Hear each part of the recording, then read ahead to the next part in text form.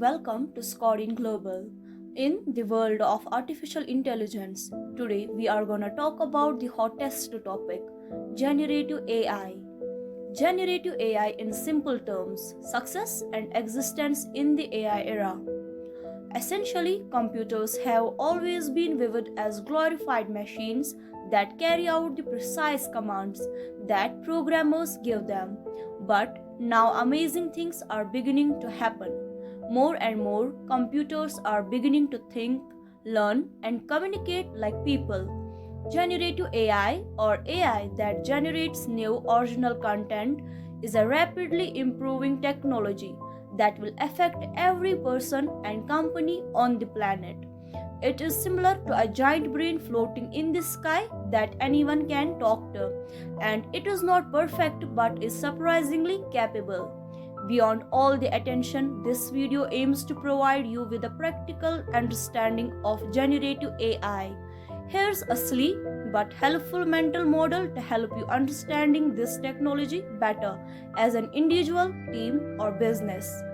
The more knowledgeable you are about this technology, the more prepared you will be to survive and grow in the AI era. Everyone has Einstein in their basement, including you. By Einstein, I truly mean the sum total of all the intelligent people who have ever lived. You can speak with Einstein at any time. He is always patient and has instant access to the entirety of human knowledge. He will respond to your questions in a matter of seconds. He can also play any part you desire, be it that of a poet, comedian, doctor, coach, or subject matter expert. Although he is susceptible to errors, misinterpretations, and human-like limitations, your imagination and your capacity for effective communication with them are actually his greatest limitations. Prompt engineering is a skill that is just as important in the era of artificial intelligence as reading and writing. Capabilities of this Einstein in your basement are largely underestimated by most people, like asking the real Einstein to proofread a high school report or hiring a 5-star chef of the highest caliber and having him chop onions. The more you engage with Einstein, the more you will find him to be able to support you or your business in unexpected and effective ways. Let's define a few terms. Artificial intelligence, or AI, as you probably know, is a concept. Artificial intelligence is not a brand new field. Fields like machine learning or computer vision have existed for decades. Traditional AI is used whenever you receive a credit card approval, see a YouTube recommendation, or see a web search result. AI that creates new, original content instead of merely locating and categorizing already existing content is known as generative AI in GPT. That is the G, one of kind of generative AI that can converse in everyday human language is called a large language model, or LLM. OpenAI is a company that produces ChatGPT using a new architecture known as the Transformer architecture, which is incidentally the T in GPT. It began as an LLM, or more accurately, an advanced chatbot. It's so human language fluent that anyone can use it. No programming experience or expertise is required. And that's kind of what initiated the whole wave. Now, what is the real mechanism of operation here? A large language model is an artificial neural network, which is essentially a collection of parameters or numbers connected to each other. Much like our brain is made up of neurons or brain cells. In other words, weights are used to connect the layers of interconnected nodes or neurons that make up neural networks. Neural networks are made up of the following main components: input layer, hidden layer, output layer, neurons, nodes, weights, activation bias. Neural networks only process numbers. You can send in any type of content, including text or images, and they will convert it into numbers based on how the parameters are set. For example, if I send the text, dogs are animals, the large language model will convert it to numbers, which will then be processed by neural network and converted back into text.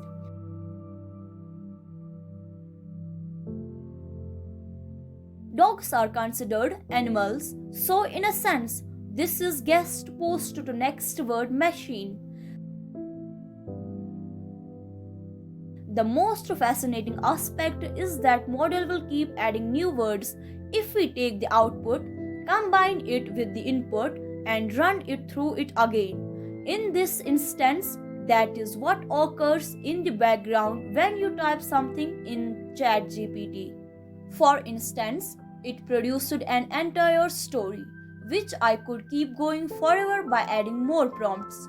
The term large refers to language models that contain billions or even trillions of parameters. So, how are these numbers all set? Through training, not through manual programming, which is not feasible. Like infants learning to talk, a baby who is not taught how to talk doesn't receive a manual. Instead, she picks up the skill by listening to others talk around her. Eventually, she will pick up on the pattern. To her parents' delight, she begins by speaking a few words and eventually completes sentences. Likewise, an enormous amount of text is fed into the language model to be learned from during the training phase. Then, using all of this information, mostly from online sources, it plays guess the next word repeatedly, automatically adjusting the parameters until it begins to become highly skilled at word prediction. This is known as backpropagation, which is a fancy term. A model must, however, also go through human training in order to be really helpful. This method, known as reinforcement learning with human feedback, is similar to training a dog with a clicker to reward good behavior. It requires thousands of hours of human labor to properly test, evaluate, and provide feedback on the model's output. This is the reason a model such as GPT will not teach you how to rob a bank, although it is quite skilled at robbing banks. It has been taught by humans not to assist others in committing crimes, with the possible exceptions of minor fine-tuning after training. The model is essentially locked. In GPT pre-trainer, that is what the P stands for. However, going forward, models that are capable of learning continuously, as opposed to just during training and fine-tuning, are likely to exist. Though ChatGPT has somewhat initiated the process, there are other models available as well. In fact, new models are appearing like mushrooms regarding speed, functionality, and price. They differ greatly. Some are only available online, while others can be downloaded and used locally. There are products that are commercial, some that are free or open source, some that are incredibly simple to use, some that need complex technical setup, and some that are tailored for specific requirements. Certain types of algorithms are integrated into products as copilots or chat windows, while others are more general and can be applied to nearly anything. It's the Wild West. But remember, you usually get what you pay for. If you use a free model, you are probably just getting Einstein in your basement instead of a smart high school student. There's a big difference between, say, GPT 3.5 and GPT 4. Also, take note that different kinds of generative AI models produce different kinds of content text. Text input is provided by text models such as GPT-4, which produce text output. Code, JSON, or HTML are examples of structured data that can be included in the text in addition to natural language. It creates models for text-to-image conversion, which is capable of producing images that express your desired content. It even lets you choose a style. There are image-to-text models that explain the contents of a particular image, as well as image-to-image models that can combine or alter images. Text-to-audio models that produce music or sounds in response to a prompt, or speech-to-text models that produce voice transcriptions are two examples of applications for speech-to-text models. Additionally, there are text-to-video models that can produce videos in response to a prompt. Eventually, our movie series will be infinite and will automatically create the next episode based on your preferences. If you think about it, it's kind of scary while you are watching. Multimodal AI products are current trend. They integrate various models into a single product, allowing you to work with text, images, audio, and other media without switching between different tools. Our excellent example of this is the ChatGPT mobile app. Language models were initially just statistical machines and word predictors with little practical application. However, as they grew larger and were trained on more data, they began to exhibit emergent capabilities that even the technology's creators were surprised to see. They were able to role play, compose poetry, write excellent code, talk about business strategy, give legal and medical advice, and coach. Basically, do creative and intellectual work that was previously limited to human ability. As a model sees enough text and images, it begins to recognize patterns and comprehend concepts at a higher level, much like a baby learning about the world. Let's use a basic illustration. This little drawing, which features a string, scissors, an egg, a pot, and a fire, will be given to GPT-4. If I use the scissors, what will happen? Despite the fact that the model was probably not trained on this particular situation, it provided a decent response that shows a basic comprehension of the properties of scissors, eggs, heat, and gravity. The intelligent species of Homo sapiens have been the most intelligent for 3 lakh years, but our intellectual capabilities are not improving significantly. Computers, on the other hand, have only been around for 80 years and are now capable of speaking human languages fluently and performing intellectually creative tasks previously only possible for humans. This brings us to the crossing point, where AI is better at some things and humans are better at others. The AI revolution presents a significant challenge for both individuals and companies.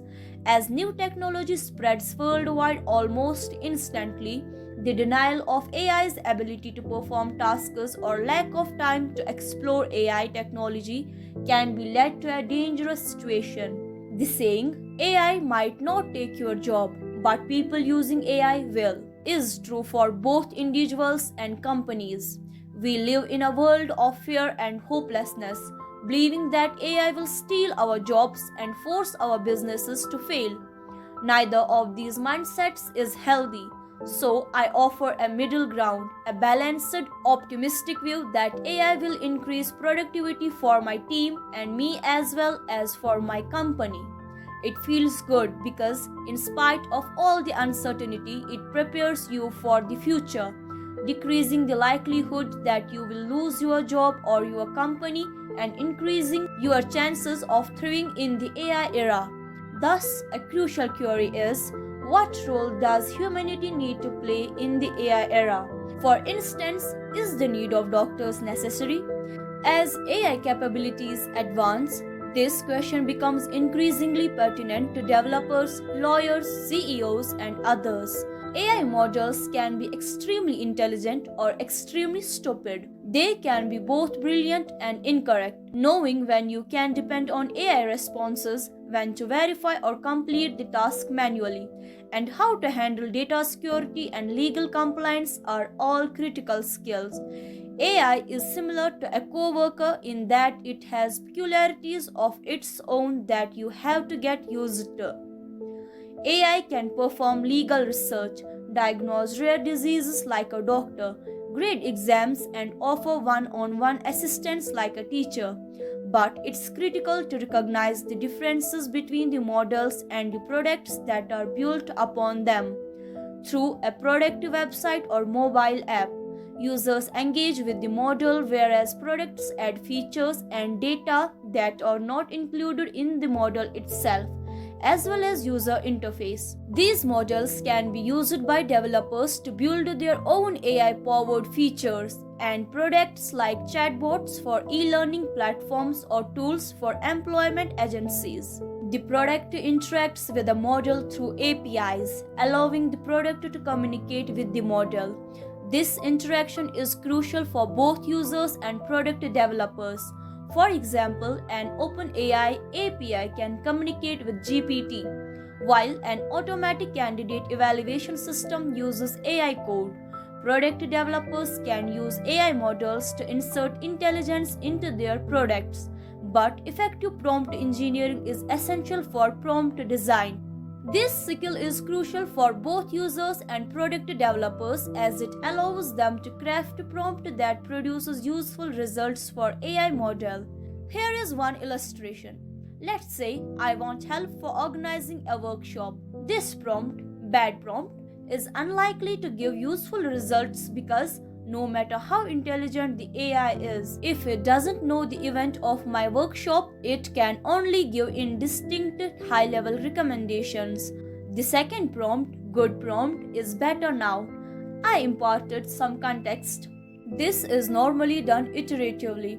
Write a prompt, look at the result, add a follow-up prompt to provide more information, or edit the original prompt. Rinse and repeat until you get a good result. By asking it to interview me in the third method, I am essentially telling it what it needs to know to help me, rather than giving it a ton of background information right away. And it will then suggest a workshop agenda. These two are frequently combined, after which I give some background information and instruct it to ask me for more details if necessary. These are just some examples of prompt engineering techniques. So overall, the better you get at prompt engineering, the faster and better results you will get from AI. The best way to learn this is to practice and gain experience through doing. There are many books, articles, videos, and courses available to assist you in doing so. Being clear and communicating effectively will help you become a more proficient communicator overall, which is a nice side effect of prompt engineering. Autonomous agents with tools represent the next frontier in generative AI research. These AI-powered software entities that operate independently rather than merely waiting for your constant prompting. So you go down to your basement and do for Einstein what a good team leader would do. Provide him with a high-level task and the resources he needs to complete it. Then open the door and let him go to manage his own affairs without constant supervision. The tools could be anything from the ability to send and receive messages, order pizza, have access to funds, or even the internet.